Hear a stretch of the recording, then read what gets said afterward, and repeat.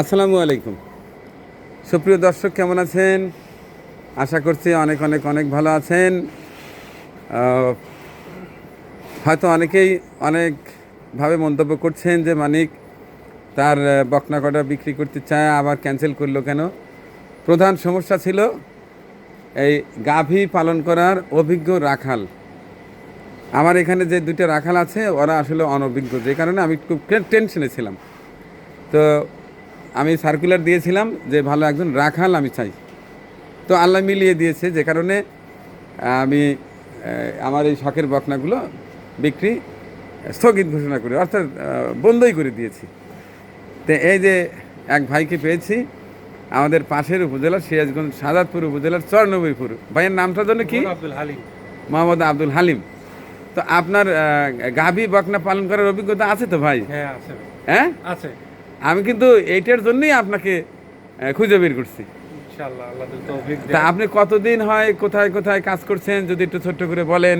আমি 5 বছর ধরে খামারে কাজ করি। নারায়ণগঞ্জ কাজ করছি, কিশোরগঞ্জ কাজ করছি, গাজীপুর কাজ করছি, কড্ডা কাজ করছি।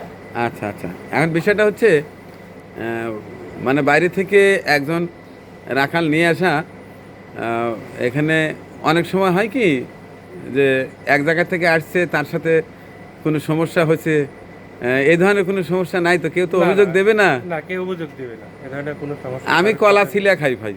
এটা সুন্দর কথাই বলছেন। তাই না? আমি চাই না যে আপনি এখানে কাজ করবেন, কেউ এসে বলবে যে হয়তো আমার খামারে এই অন্যায় করে চলে গেছে। জি।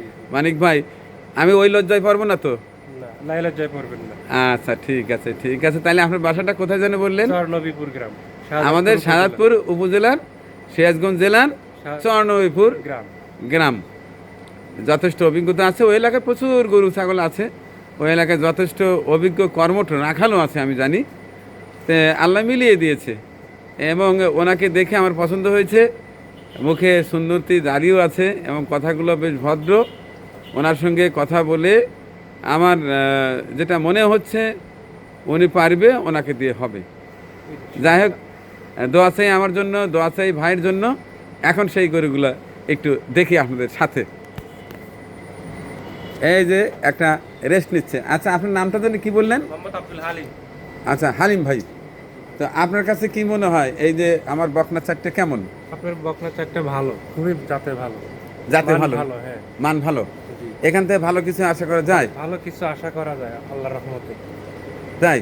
জি। এটা আপনি বলেন তো, মোটামুটি কয় লিটারের মতো দুধ আশা করা যায়? এগুলো 20 প্লাস আসবে চারটে গরুরই। 20 প্লাস আসবে না? ইনশাআল্লাহ। আচ্ছা, ওই ওই এইটা আমি খাতা দেখলাম, এটা 7 মাস অলরেডি চলে।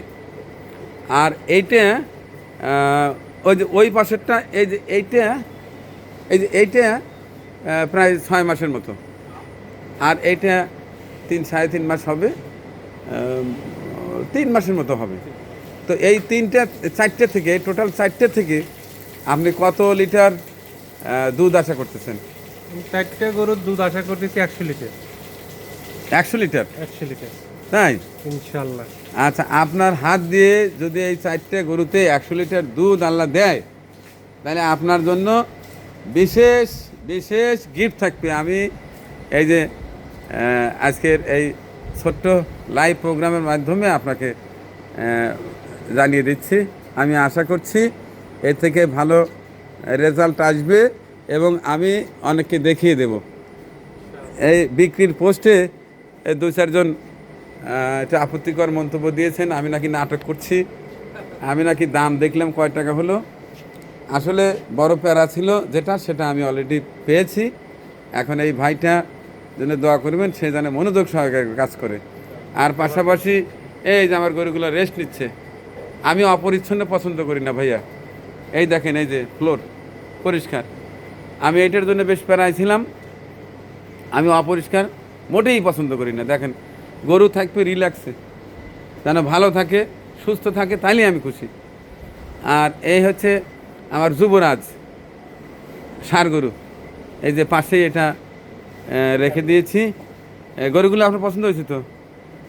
হ্যাঁ, গরু খুব ভালো, খুব ভালো গরু। সবচেয়ে গরু আপনার মান ভালো। মান ভালো না? আর গরুও খুব ভালো।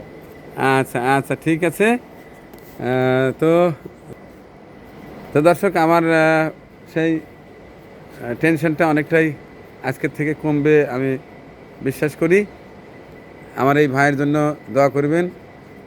এনে কয় তারিখে এসে জয়েন করবেন তাহলে? 7 তারিখ। 7 তারিখে। কারণ অনেকেই ফোন দিয়েছেন বিভিন্ন এলাকা থেকে যে মানিক ভাই রাখালের কথা বলছিলেন, আমরা আসবো কি না।